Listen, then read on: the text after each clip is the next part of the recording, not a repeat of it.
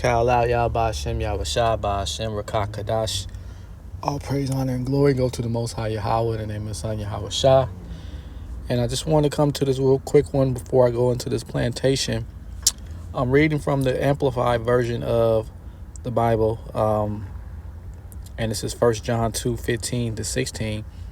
And it was just the verse of the day. I just wanted to bring it out.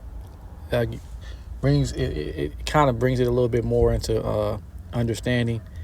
In the Amplified, it says, "Do not love the world," and it says, "of sin that opposes Yahweh and His precepts." And that's the thing of this world. You know, a lot of us out here, we understand that this world is on its way out.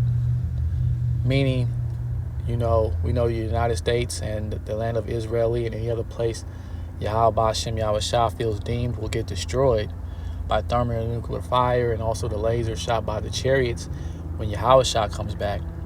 But this world as itself is done. The way it's going to be operating. And because this world operates away from the precepts of the Most High Yahweh. No one's looking for wisdom. No one's looking for the understanding of the Lord when they bring forth any kind of power structure, government, ways to deal with everyday life, the ways that you deal with your family, you deal with your wife, you deal with your husband, you deal with your children. No one's really looking at the precepts of the Most High Yahweh. The only ones that are really doing it are the Israelites that are teaching the sound doctrine and also sincerity in heart. And those are the men and women. If they're being led by their husbands that's in this truth, those are the ones that are really seeking to be the hopeful elect.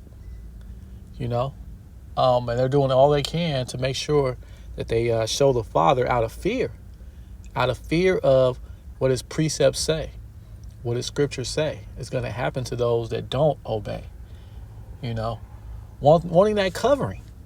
That covering is what's going to save us, that faith in Yahawashi.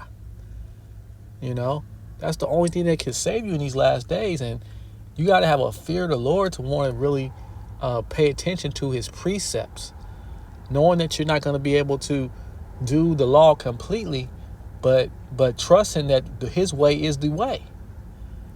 Even as you fail, even as you fall, trusting in the doorway, which is Yahawashi, to advocate for you.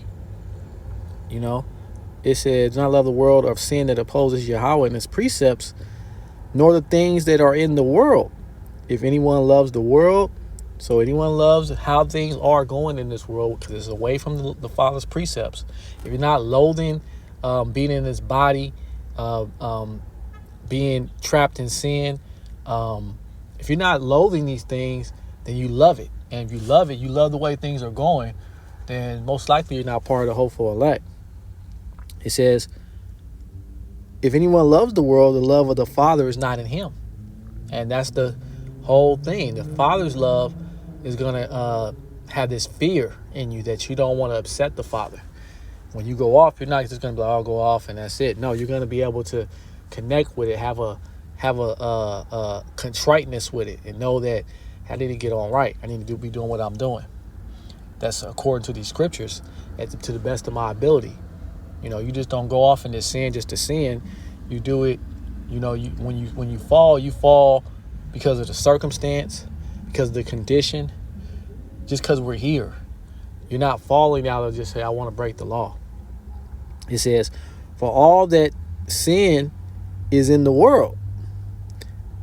I'm sorry, go back. It says, "For all that is in the world, the lust and sensual craving of the flesh," and that's what you basically are feeling when you want the things of this world and you have paid no attention to the Lord's precepts and the way and His law that He has in play. That even though like I said, we know we're going to go off, having that faith in Yahawashi that He covers us from these things, but still feeling that contriteness, that heaviness of heart when you know that you're going off. You're going to hate that. You're going to hate disappointing the Father. It says, "The lust and the sensual craving of the flesh and the lust and longing of the eyes and the boastful pride of life." You're going to appreciate. I always try to use adultery and women as an example. But you're gonna appreciate the beauty of a woman, but if you go too far with it, you're gonna feel some kind of way.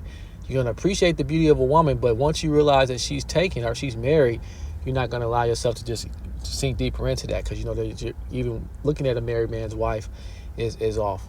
You're gonna shun fornication. You're gonna shun adultery. You may, like how David, he fell, but once he realized that he what he did, and he opened his eyes to it, he was very contrite in heart. So that's what you're gonna feel in these last days if you are truly a non-lover of this world.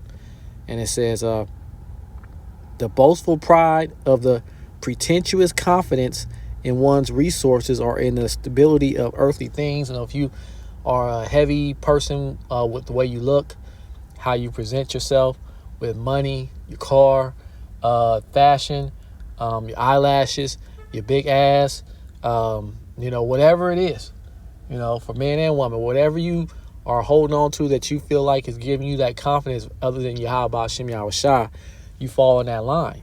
It means your pretentious confidence is in your resources or in the stability of these earthly things. And he says, these do not come from the Father, but are from the world. Believing in this government, believing in these mountains that they have set up, these high hills that, everyone loves to stand on and look over and down on everyone else. The thing about the election and governments and all these different factions they set up, it's designed for the filthy elite rich. And they continue to look down on those that are not on their level in this world. And if you're part of that, if you want to experience that, even though you may not be as wealthy as some of these elites, you still have that mindset when you trust in when you trust in the government. Now, we have the government in play, as the scriptures say, authorities, because it's kind of like the punishment against the nation of Israel. Because a lot of these different laws that are against the precepts of the Lord, he allowed us to experience them as just a reminder, so we can get jealous, so we can feel some kind of way that we sinned against our power and we put ourselves in this position. And all that is contriteness towards the Lord, if you really allow yourself to let the Spirit work and get you to feel heavy about it. Feel heavy about it, not to the point where you want to, off yourself or, quit or anything like that, or talk down, discourage people, that's in higher faith than you.